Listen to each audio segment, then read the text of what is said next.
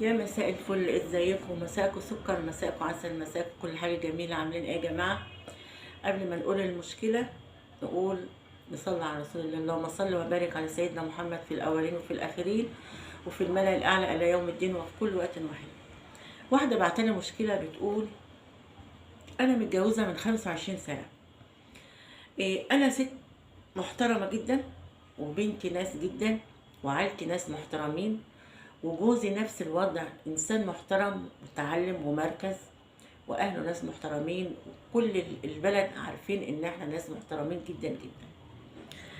اتجوزت في خلال اللي هما ال6 سنين الأولانيين خلفت من جوزي بنتين وولد، وكانت الحياة ماشية تمام، ومفيش عندنا أي تفكير إن جوزي يسافر ويتغرب. المرتب بتاع جوزي كان بيقضيه، وكان الدنيا ماشية ومفيش أي حاجة. ففجأة جوزي من النوع اللي بيقعد على طول مع أصحابه في الكافيه وكده، فواحد قال له ده في عقد عمل مغري قوي، بس شروطه إن نسافر 3 سنين، ونيجي كل في ال3 سنين 3 شهور ننزلهم أجازة، وما ناخدش ولادنا ولا مراتاتنا، بس عقد مغري، واللي هنعمله يعني نعمل مستقبل لولادنا. فهو قال له لا، انا محبش اسيب مراتي واسيب ولادي، اهي ماشيه وخلاص وكده تمام قوي. قال له بص، طب جرب كده 3 سنين الاولانيين، لو انت مرتحتش خلاص، اهم 3 سنين عدوا وخلاص وما عدتش تسافر، جرب ومش هتخسر حاجه. المهم قعد يقنعني، قلت له طب نجرب، وسافر يا جماعه فعلا، وكان بيجيلي كل 3 سنين ينزل 3 شهور اجازه. المهم طبعا لما سافر، إيه، انا كنت ملبوخه وملخومه في الاطفال، بنتين وولد، طبعا بقى رعايه وسهر ومسؤوليه ومدارس ونوادي وتمارين والكلام ده كله. عمر جرى مع البنات والولد، يعني ما حسيتش بغياب جوزي، لان كانت الحياه مليانه بالاولاد والمسؤوليه.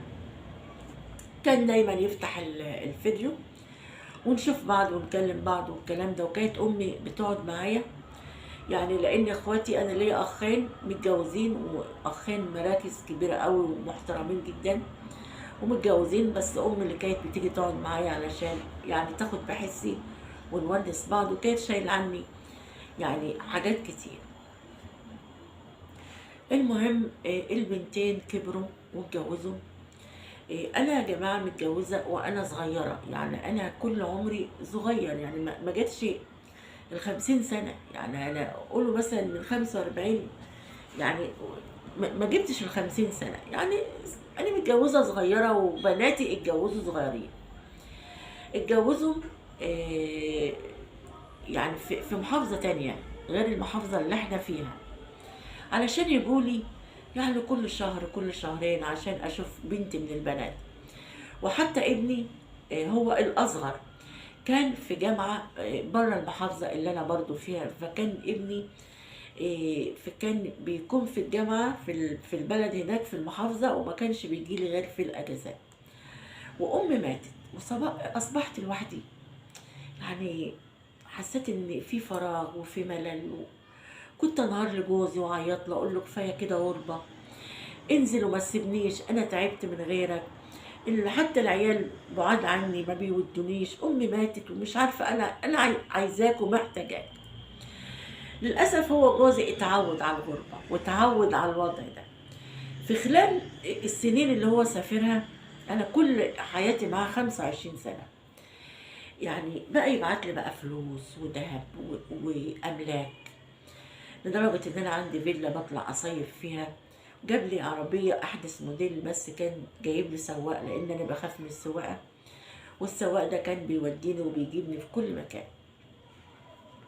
اروح النادي يوديني، اروح كافيه يوديني، اروح سوبر ماركت اجيب حاجتي، كان على طول يوديني واتنقل في العربيه من مكان لمكان. بس عمره ما طلع بيتي. المهم يا جماعه، امي ماتت وقاعده لوحدي. فانا مره طلبت من السواق اني اخرج علشان اجيب طلبات البيت كنت اجيب طلبات البيت بالشهر، يعني اجيب يعني حاجات تقضيني شهر او ممكن شهرين. فاليوم ده انا خرجت ورحت السوبر ماركت وجبت مشتريات يا جماعة تقضيني شهر واتنين. طبعا الحاجات والطلبات كترت قوي. فانا عشان اطلع البيت هطلع على كذا مرة علشان اطلع وانزل اجيب بقية الحاجة. فالسواق قال لي انا هطلع اوصلك، وفعلا انا شلت حاجات وهو طلع جاب الحاجة على كذا مرة، جبت حاجات كتير قوي. فطبعا احراجا مني قلت له والله العظيم لا ترتاح، اعمل لك بس ايه شاي ولا عصير، والله ايه لا تقعد ترتاح. قعدنا اتكلمنا مع بعض، طبعا انا وهو الوحيدنا في الشقه وولادي مش موجودين. انا البنتين متجوزين بره المحافظه وابني في محافظه تانية في الجامعه، وقاعده لوحدي وكان بيجي لي حاله خنقه وزهق وملل وفراغ. فقلت له تعالى اشرب شاي ولا اعمل لك عصير ولا كده. قعدنا نتكلم مع بعض ونتسايل مع بعض. حسيت ان انا ارتحت كده، حسيت ان انا يعني كنت عايزه اتكلم مع حد ولقيت الحد دون واتكلمت معاه. وللاسف زي ما الدين بيقول والاسلام ان مفيش حد، يعني حرام ان راجل وست يجتمعوا في مكان وحدهم، لان بيبقى ثالث هما فعلا الشيطان. وللأسف يا جماعة قعدنا نتكلم مع بعض، وللأسف حصل بينا تجاوزات لدرجة إن إحنا يعني حصل علاقة يعني كاملة بينه وبينه. فحصل كده أنا مبقاش مصدقة اللي يحصل مني كده. أنا ست محترمة وما كنتش أتوقع إن يحصل مني كده. وللأسف مل عليا حياتي وبقى يكلمني في الموبايل، وكنت على طول أسهر أتكلم معاه، وما كنت أحب أخرج معاه.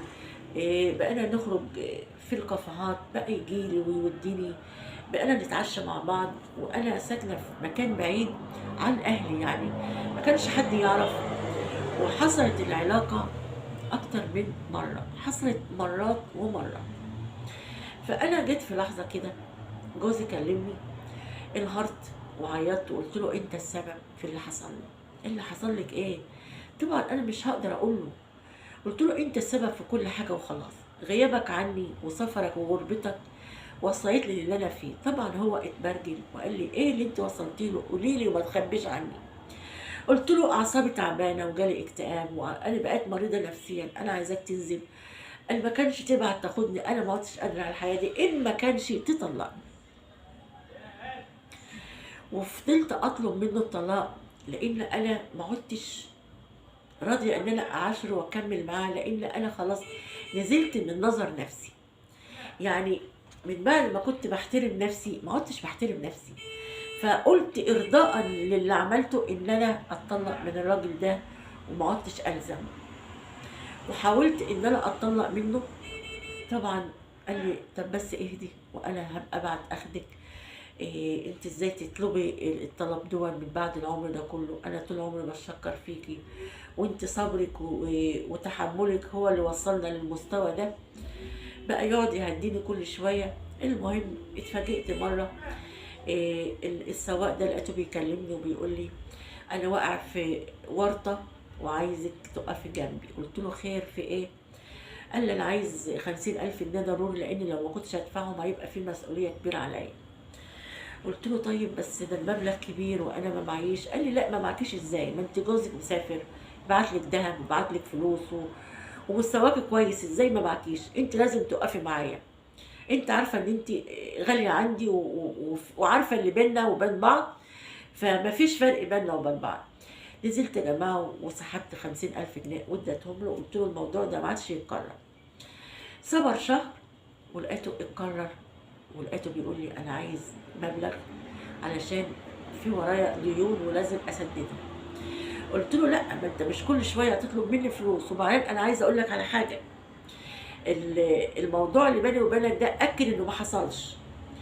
كل اللي بيني وبينك انساه، لان انا كلمت جوزي وقلت له يشوف لي سواق تاني. وقال لي طب ايه السبب؟ قلت له من غير سبب. انا يعني السواق دوت بدا يخرف في السواقه ما عدتش مرتاحه لسواقته. قريبا هيجي سواق مكانك وانت تروح لحالك وما عدتش تكلمني وما عادش في صله بيني وبينك. ما قلت له كده يا جماعه، لان بقيت اعيط واصلي واكلم ربنا واقول له يا رب انا سامحني، انا تبت اليك يا رب، احنا بشر ومتعرضين للغلط وانت رحمن رحيم، ارحمني برحمتك. وبقيت استغفر وبقيت اقول يا رب سامحني، انت بتقبل التوبه. لقيته بيقول لي بصي، عشان تبقى عارفه لو انت اتاخرتي عني ان انا اشوفك انا مش هسكت، وان اتاخرت عني ان انا اطلب منك فلوس وما تديهاليش انا مش هسكت. عشان تبقى عارفه انا معايا فيديوهات وانا بكلمك في الفيديو كول وانا معاكي، العلاقه الكامله انا مصوره وانت ما تعرفيش. طبعا انا اتفاجئت، قلت له اللي انت بتتكلم دول ما يلزمنيش وما يهمنيش. وللاسف يا جماعه بعت لي فيديو ولقيتني معاه في العلاقه. طبعا انا اترعبت واتفزعت، مبقتش مصدقه. كلمته قلت له انا بتوسل اليك ان انت تنساني وتمسحني من حياتك، والفيديوهات دي امسحها علشان خاطر، مش عشان انا، عشان خاطر سمعة بناتي. لو بناتي جوازتها عرفت هيعملوا ايه؟ هيبقى فضيحة. وابني وجوزي واهلي، عشان خاطري لو انت تقدر، لو في علاقة بيني وبينك او في عشرة بيني وبينك، يعني اتقي الله فيا وامسح الفيديوهات دي. قال لي خلاص تجيبي لي مبلغ من المال وانا هجيلك وتمسحي الفيديوهات بايدك وما عادليش دعوه بيكي. قلت له طيب. وفعلا يا جماعه سحبت مبلغ كبير، وقلت له قبل المبلغ ما تاخده مني لازم ان انا امسك الموبايل وانا امسح الفيديوهات دي. فعلا اجا واديته قبل ما اديله الفلوس مسحت الفيديوهات واخد الفلوس. وقلت له ما عدتش عايزه اسمع صوتك وما عدتش عايزه افتكرك في يوم ان انا عرفتك فيه. وللاسف يا جماعه لقيته مره بعد كذا شهر، لقيته بعت لي الفيديوهات تاني يعني بيستغلني وعايز مني فلوس. فانا قلت له ماليش هسال فيك، واللي انت عايز تعمله اعمله، انا ما بتهددش. قال لي انا هوريه لجوزك ولاخواتك ولولادك وشوف انت هتعملي ايه.